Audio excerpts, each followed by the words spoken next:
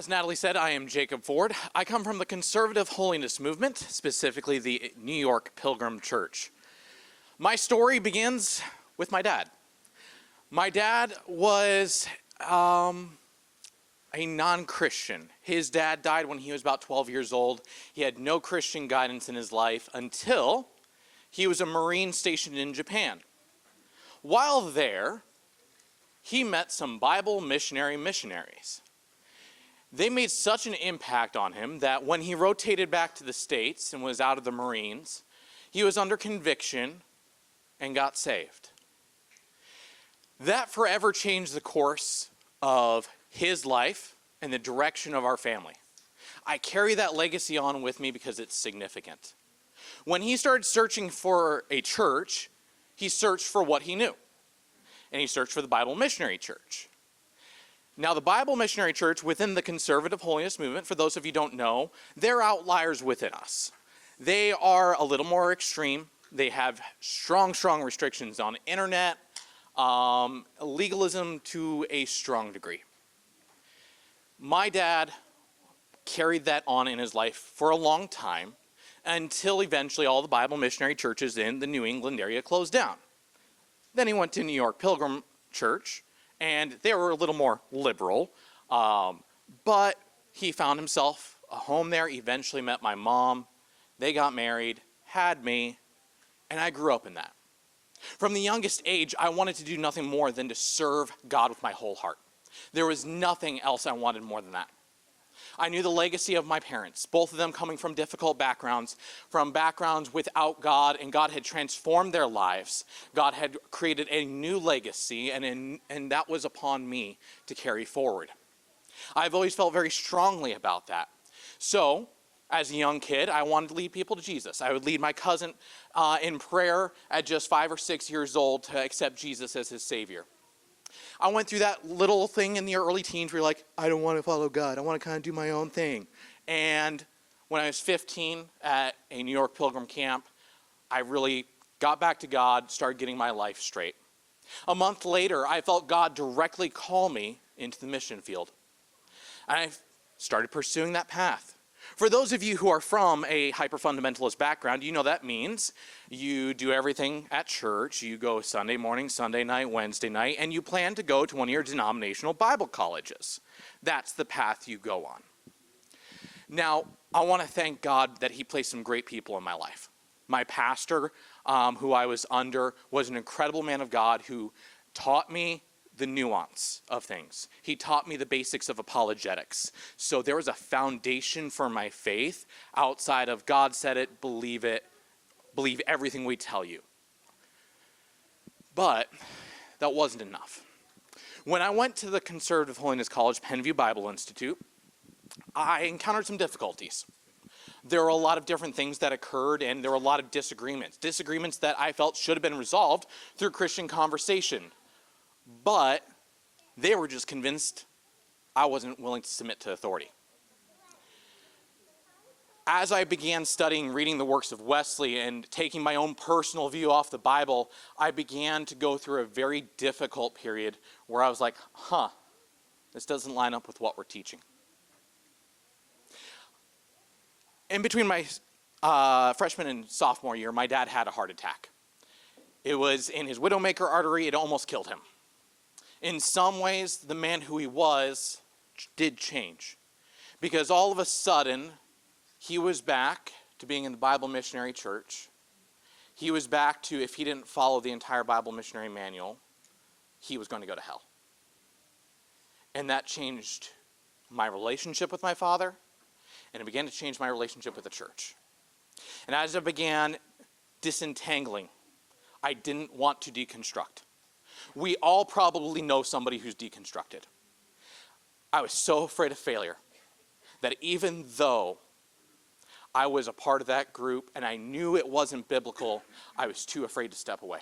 I didn't want to fail. I didn't want to be one of those people who left the movement, who gave up because it was difficult. I didn't want to fail. I was so terrified of failing.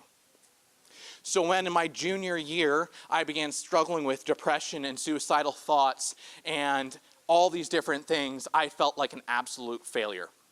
It reached a crisis point when I was working for a local landlord and I was cleaning a ceiling ladder and tears started streaming down my face and I had to climb down off the ladder, crawl to the corner, sobbing uncontrollably with a panic attack that I realized I can't go on. So I went one more semester. And then I left. Halfway through my senior year, a failure. I felt like not only had I failed the legacy I came from, I had failed God. I had failed to stick it through. I had failed to become a missionary like he had called me to do. I had failed. Through all of this, my wife, who also came from the Conservative Holiness Movement, we got married, and in December of 2018, we moved to Ohio for a fresh start. Cheaper cost of living than upstate New York, let me tell you. We had to get a fresh start. We wouldn't go to a Conservative Holiness Church, so we tried a few. And when we would try and share our background, we would get, oh yeah, you're just distant cousins. Yep, awesome, glad to have you here. We didn't find what we needed, and so we were both working overnights. We stopped trying. Another tragedy would occur when we finally bought our first house back in 2021. 4 days later, I found out I was going to be a dad.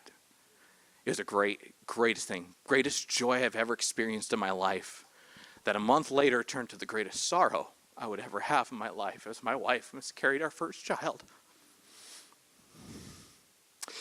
And I had managed to maintain an intellectual understanding of God during that time. I had managed to understand that there is a God out there and that there is truth and that there's all these apologetic proofs. I understand all of this, but at that point, I was done. We had no community. We had nothing. And I was broken. And so, for a time, I gave up. For a time, it's not that I walked away from God, I just stopped trying. That is until the summer of 2022. My wife was pregnant with our son, Will. This preacher you may have heard of, Daniel Stetler, made a speech at a local IHC in Lebanon, Pennsylvania. And Berean Holiness shared it. And a friend of mine commented, and I only saw his comment, so I clicked on it, and I'm like, what's this all about? And as I began to look, I was like, oh man, did he really say that about them? And as I began to read through what's this Berean Holiness about? I read through and I could not stop reading through as I read story after story after story of other people who'd been on the walk I was on, who had walked past and through hyper-fundamentalism and had found a way out. I had found for the first time that I was not alone. I remember sitting in my bedroom as 2 weeks before my wife gave birth to our son, and I remember just healing for the first time in my life. For the first time, I accepted that my failure was not the end, and that God might still have something for me. As I walked through that, our son was born. It was a wonderful experience. He was happy and healthy. We named him after my father, William, and carried on that legacy there. I messaged Natalie and told her what Berean had been doing for me, how much I appreciated it. I kept an eye and started liking and supporting where I could. It was about a month after I discovered Berean that I went back to work at the Christian school I was helping out at. And I met someone there. She was there just for that year as an aide. Her husband was a pastor at a local church. And as we began to talk, I was like, oh, this church sounds like what I always thought church could be. This might be something I want to try. And she invited my wife and I to come. So when my son was 3 months old, we finally worked up the courage in October of 2022 to try Medway Church. And that first Sunday there, we knew this was what the church was supposed to be. We began to find healing and pursue God and all of that. I wouldn't fully commit for another year. It would be about the summer of 2023. I was insisting that my wife and son go so that at least he had a chance. I still wasn't convinced for myself. But as God began to work through the continued ministry of Berean Holiness, through the ministry of my pastor, I committed to going to the church. I did not miss a service in 2024, except for sickness. On Wednesday, I'm going to become the missions pastor at that church. God has brought me from a place of despair and hopelessness, believing that I had ruined his work in my life, believing I had ruined his calling, all for him to come and tell me, you didn't ruin it. I have a plan and a purpose for you, and I have brought you through this.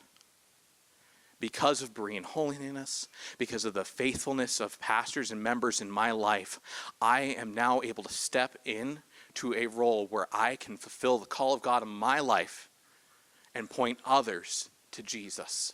My son will never have to experience what I experienced. He'll be able to grow up in a healthy church, as will my entire family.